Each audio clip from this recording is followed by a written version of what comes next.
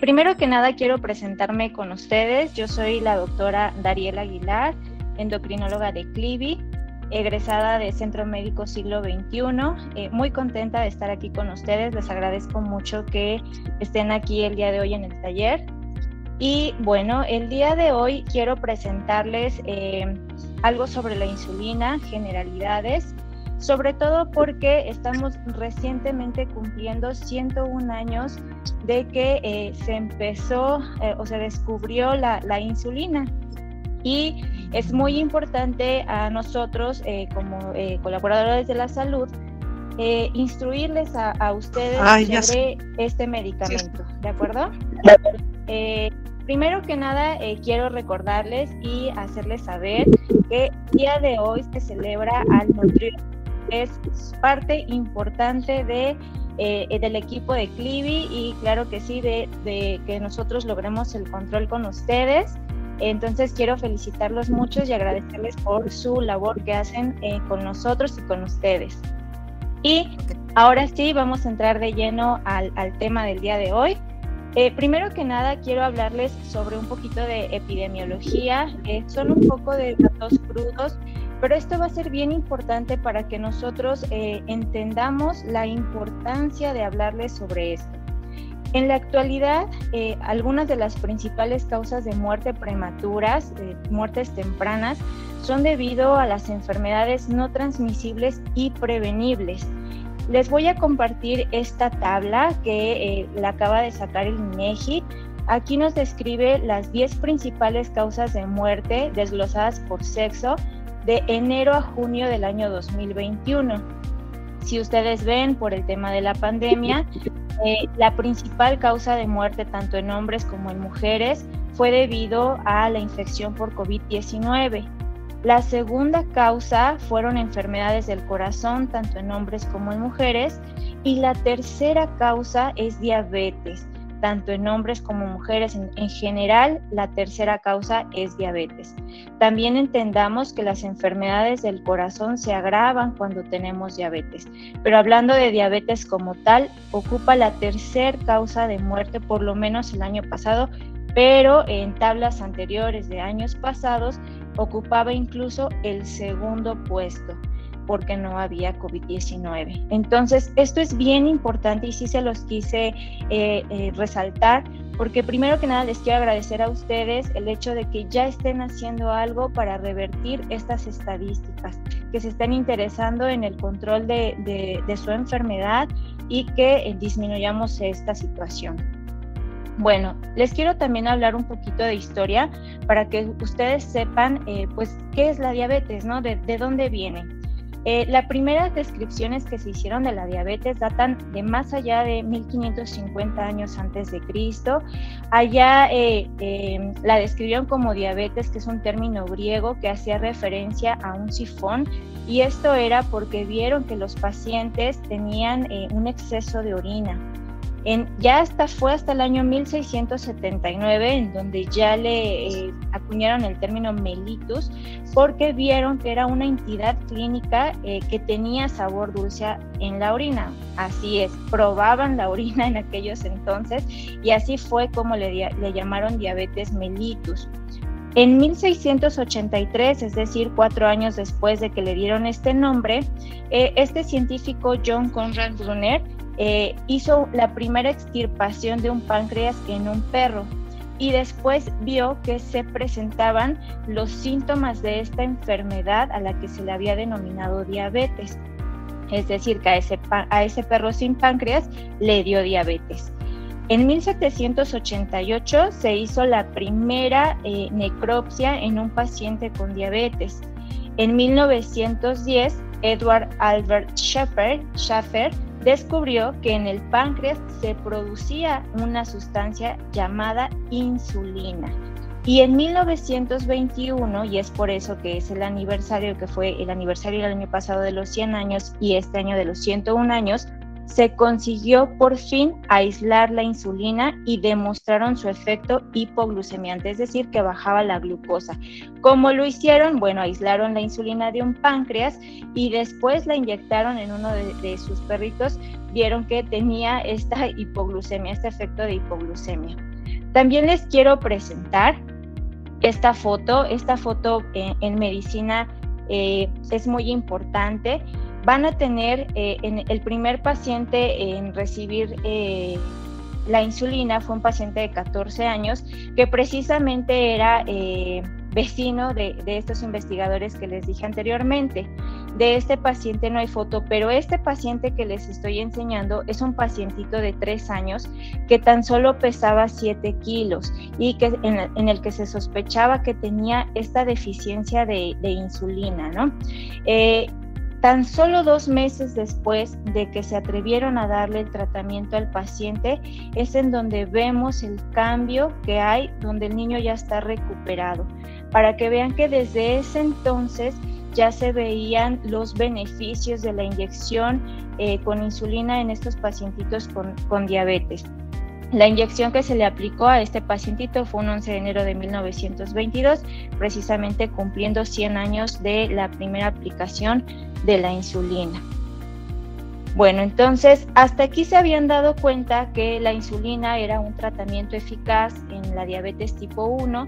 Sin embargo, por el tema de que era un medicamento nuevo, para mantener así de controlados a los pacientes que necesitaban múltiples inyecciones en el día.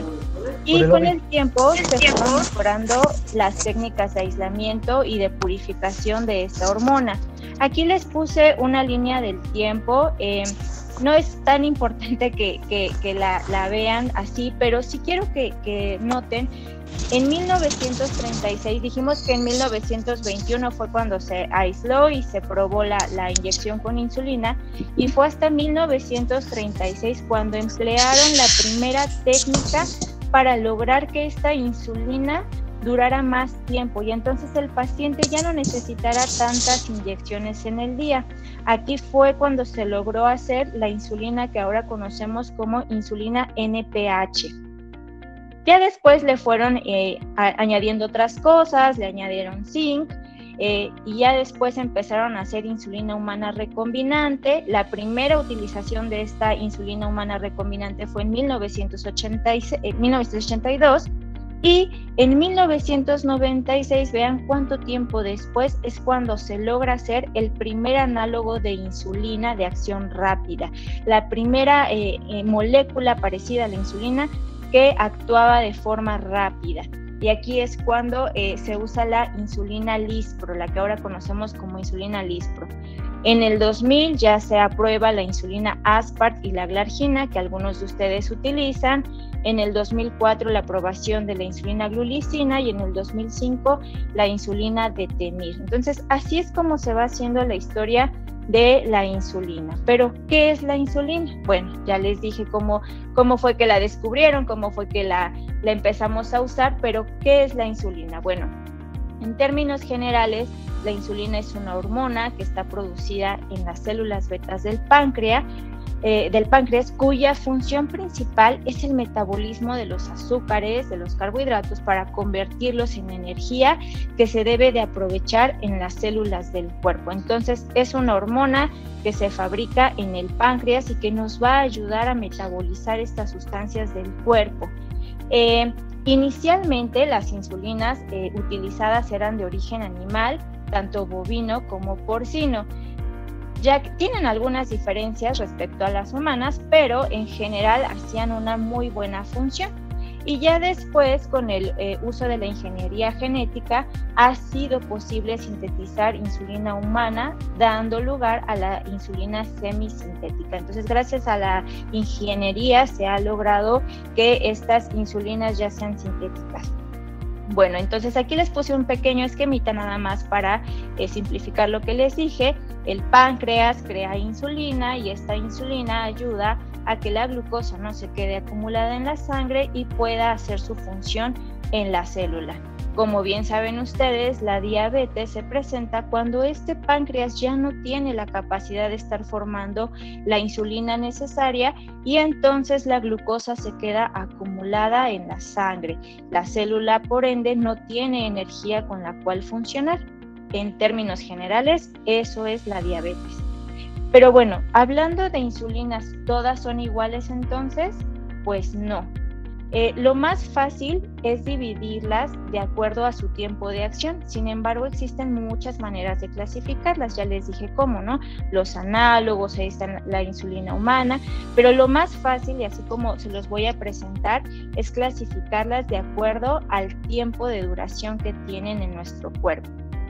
Aquí les puse una gráfica que nosotros en medicina usamos mucho y se las quise poner para que ustedes identifiquen, si conocen a alguien o si ustedes mismos están usando insulina, qué tipo de insulina es.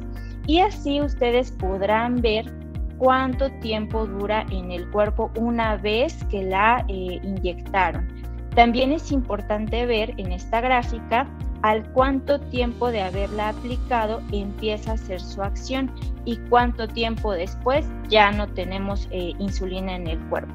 Por ejemplo, las insulinas rápidas, como las que le presento al inicio, que es insulina lispro, aspart y glulicina, si se dan cuenta, tienen un pico mucho más alto, pero también su efecto es más corto, a diferencia de la insulina glargina o la insulina de Temir, que si se dan cuenta tienen un pico más bajito, pero duran hasta 24 horas.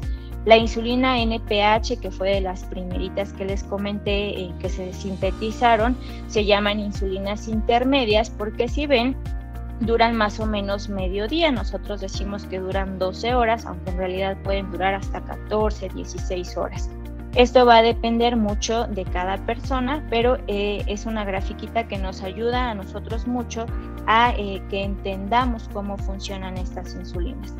Ya haciéndolo un poco más simple, les presento esta tabla en donde precisamente se las clasifica como les había dicho y donde nos pone un tiempo de inicio. Si se dan cuenta, hay algunas insulinas que actúan muy rápido, por ejemplo la insulina lispro o la insulina aspart, dura menos de 15 minutos en que empieza a hacer su efecto, pero la insulina glargina, por ejemplo, tarda hasta 1.5 horas en empezar a hacer la acción.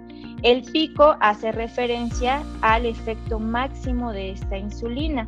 Por ejemplo, la insulina regular tiene su pico máximo entre las 2 y las 4 horas de haberla inyectado, la insulina lispro entre 1 y 2 horas después de haberla inyectado, la insulina NPH, la intermedia, más o menos a las 6 horas de haberla inyectado, y la glargina casi no tiene un pico, ¿no? Como les decía, es muy plana, actúa muy bien las 24 horas casi por igual. Y la duración pues también depende de cada tipo de insulina. La glargina, que es de las que más duran, son 24 horas, pero también si ustedes ven hay insulinas que duran muy poquito, solamente 4 a 6 horas. Y la apariencia de la insulina también es muy importante porque a veces no se acuerdan mucho de cómo se llama la insulina que están usando, y esto nos ayuda, por ejemplo, en la insulina intermedia, que es una insulina turbia, a diferencia de las demás insulinas, que son insulinas que se deben de ver transparentes o claras. Este de aquí, quiero mostrárselos, son gráficas de cómo se presentan los niveles de glucosa y cómo se presentan los niveles de insulina. Si ustedes ven, los niveles de glucosa suben cuando nosotros hacemos comidas. Ahí tienen el desayuno, el almuerzo y la cena, ¿verdad? Es esta grafiquita verde que tenemos ahí, y en donde ven cómo se van subiendo estos niveles de glucosa. La insulina, por su parte, también tiene que subir en esos mismos momentos, en donde vemos que tiene que estar actuando a esas horas la insulina. Por eso les presento la siguiente gráfica, en donde vemos que cuando nosotros les mandamos cierto tipo de insulina, tiene que actuar a esa hora. Por ejemplo, la línea punteada azul ejemplifica una insulina basal, es decir, que va a actuar y por igual durante las 24 horas. Y la línea punteada anaranjada nos está reflejando los picos o la insulina que a veces les mandamos rápida o Lispro, que nos va a ayudar a cubrir los picos que se hacen de glucosa posteriores a las comidas, ¿ok? Entonces, eso se los quise ejemplificar porque a veces hay pacientitos que no entienden por qué a uno les mandamos una insulina que solamente se aplica una vez al día, a otros 2 insulinas, o a otros una insulina, pero que se debe aplicar 2 o hasta 3 veces al día, y esto va a depender de dónde nosotros veamos que precisamente están teniendo mayor descontrol de su glucosa. Ok, ¿qué conclusiones tenemos hasta el momento? Que es un medicamento con 100 años de su uso, es esencial para los pacientes que tienen diabetes tipo 1, es decir, que ellos no fabrican nada de insulina, pero no siempre va a ser un tratamiento esencial en la diabetes tipo 2 porque este tipo de diabetes es diferente. Y existen diversos tipos de insulina, como ya lo vieron, y debido a esta variedad de insulinas que hay, cada quien se la va a aplicar de forma diferente. También quise hablarles un poquito sobre los mitos de la insulina, porque como ustedes saben, a veces la comadre, el vecino, la nieta nos dicen cosas que nos hacen atemorizarnos de este tipo de tratamientos. Uno de los que más se repiten es que usar insulina significa que estoy grave.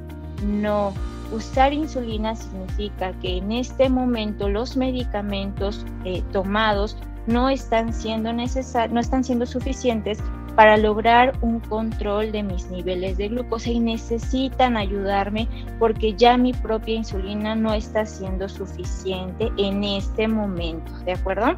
No significa que estoy grave. Ahora, si uso insulina, tendré otras complicaciones, o una que escuchamos mucho es: la insulina me va a dejar ciego.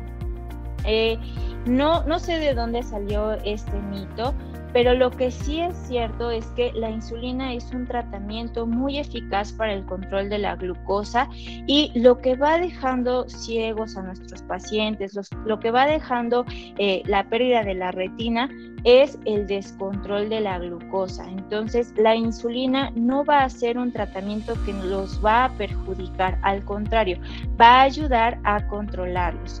Ahora, el tercer mito: las inyecciones de insulina son muy dolorosas. Bueno, es una inyección y nadie les va a mentir diciéndoles que no se va a sentir nada, pero lo que sí es cierto es que las agujas de la insulina son muy delgadas. Hay de diferentes calibres dependiendo de la persona, la edad, el tipo de insulina, pero en general son agujas muy delgaditas y muy cortas, y con el paso del tiempo se van acostumbrando a estas inyecciones. Ahora, otra cosa, ¿la insulina engorda? No. Aunque es verdad que la insulina ayuda a que nosotros guardemos un poco más de energía, si nosotros tenemos una buena alimentación, no tenemos por qué subir de peso. Ahora, si inicio la insulina ya no podré dejarla, también es un mito. Como les decía al inicio de esta diapositiva, hay pacientes que ya no se logran controlar con medicamentos orales y tenemos que recurrir a este tipo de medicamentos, pero no quiere decir que ya va a ser de por siempre, o por lo menos no en todos. Muchas veces cuando tienen apego adecuado a su alimentación, a su ejercicio, entonces la glucosa empieza a controlarse y cada vez la cantidad de insulina que utilizan es menos, hasta el grado de poder dejarla de usar. Otro mito que escuchamos mucho es que la insulina es la cura de la diabetes, o que si ya me pongo insulina entonces ya puedo comer lo que quiera, total, me pongo un poquito más y ya como lo que yo quiera. No, acuérdense que todo es integral. Siempre se los digo en la consulta y quisiera repetírselos aquí. El hecho de que yo esté usando un muy buen medicamento, el mejor de todos, no nos va a funcionar si no estamos haciendo lo demás, ¿no? Que es el pilar del tratamiento: la alimentación y la actividad física y el cuidarnos. Ahora, ¿qué sí hay de verdad en el uso de la insulina? Bueno, el usar insulina requiere de más atención en la monitorización, porque como ya lo vimos, es un medicamento muy eficaz para el control de la glucosa, pero si no ponemos atención en nuestro monitoreo, podemos estarnos aplicando de más o de menos. Entonces, como cualquier medicamento, necesita que estemos atentos de su uso. También es verdad que en algunas personas es parte fundamental del tratamiento, por ejemplo, en los pacientes con diabetes tipo 1, ¿verdad? Lo que ya les decía. Ahora, se tienen que mejorar los hábitos alimenticios, ya que ayuda a guardar calorías. Lo que comentábamos del aumento de peso, es verdad que tenemos que ser bien estrictos y bien apegados a nuestros hábitos alimenticios, porque si no, sí va a hacer que nosotros estemos subiendo de peso. Pero más que nada está en relación con nuestra alimentación. También es verdad que se debe de mantener refrigerada, y esto muchas personas no lo saben, pero la insulina, una vez abierta, ya tiene un tiempo de caducidad. Es bien importante que cuando ustedes empiecen un frasco nuevo de insulina, le pongan una etiqueta en donde pongan la fecha en donde la están abriendo, y generalmente las insulinas duran 30 días en refrigeración una vez después de que se abrieron. Si ustedes saben, hay algunas insulinas que están en pluma. Estas tienen un poquito más de tolerancia, por lo tanto, una vez que se empiezan a usar ya no tienen por qué refrigerarse, pero el tiempo de caducidad es el mismo, 30 días una vez abierta, y si no, ya no nos va a funcionar, ya no va a tener el efecto que nosotros deseamos en esa insulina. Y otra verdad de la insulina es que no se debe de exponer a la luz directa del sol ni a temperaturas mayores de 30 grados centígrados. Por eso, si ustedes viven en un lugar donde las temperaturas sean mayores, deben de tener mucho cuidado con su insulina, y si descuidaron y la dejaron olvidada, es mejor desecharla, ya que esa insulina ya no nos va a ayudar. Y a veces es por eso que nuestro tratamiento va fallando y necesitamos cada vez estar aumentando más las unidades de insulina, pero en realidad pues es que ese frasquito ya no nos funciona. ¿Cómo se debe de aplicar la insulina? Bueno, como cualquier inyección, nuestras manitas bien limpias, una aguja nueva, una jeringa nueva, y aquí les puse un dibujo en donde nos grafica muy bien cómo debemos, en los sitios en donde debemos de aplicarla. También este dibujito nos dice muy bien dónde es mejor la velocidad de absorción de nuestra insulina y cómo va disminuyendo esta velocidad de absorción dependiendo del sitio donde la apliquemos. Por ejemplo, el mejor sitio de absorción para la insulina, en este caso, es el abdomen, pero no en el ombligo, ¿verdad? Tenemos que dejar 3 centímetros alrededor, y ahí les marca la zona violeta, para que ustedes sepan que ahí es seguro aplicar la insulina. En los brazos, en la cara lateral de los brazos, 4 dedos abajo del hombro, pero también 4 dedos arriba del pliegue del codo. Ahí va a ser el lugar correcto para aplicarla. En los muslos, en la cara lateral externa, van a dejar de 5 a 6 centímetros sobre la rodilla y de 5 a 6 centímetros sobre el pliegue inguinal, y ahí también la pueden aplicar, y en los glúteos, en el cuadrante superior externo. Pero vean muy bien lo que les comentaba, en los glúteos ya no se absorbe como debiera, ¿verdad? O sea, tiene una menor absorción, aunque también es válido aplicarla ahí. Ahora, también les quiero mencionar lo que dice hasta abajo, que se debe de aplicar en la grasita que está debajo de la piel, no en el músculo. Por lo tanto, no es una inyección intramuscular, es subcutánea. Tiene que ir en la grasita para que se absorba de forma adecuada. El momento del día va a depender de la indicación del médico. En la mañana, en la tarde, en la noche, también va a depender de qué tipo de insulina estén usando. Lo que sí es verdad es que en la mayoría de las veces se les va a indicar que se la apliquen antes de los alimentos, por este tiempo que ya les comentaba yo que tarda en hacer efecto. Incluso hasta la insulina más rápida tarda más o menos 15 minutos en hacer efecto. Entonces, si ustedes se la aplican ya después de que ingirieron sus alimentos, ya le dieron chance al cuerpo para que empezaran a elevar sus niveles de glucosa, y entonces ya no va a ser el efecto como quisiéramos de impedir esta elevación tan alta, ¿verdad? Acuérdense de mantenerla en refrigeración y esto es súper importante, rotar los sitios de inyección. ¿Qué quiere decir eso? Que bueno, ya me la inyecté en la pancita, bueno, mañana me la voy a inyectar en el brazo derecho, pasado mañana en el brazo izquierdo, ahora en un muslo, y así voy a ir intercambiando los sitios de aplicación de mi insulina. ¿Por qué? Porque existe algo que se llama lipodistrofia. ¿Qué quiere decir esto? Que la grasita va perdiendo la capacidad de que la insulina se absorba correctamente.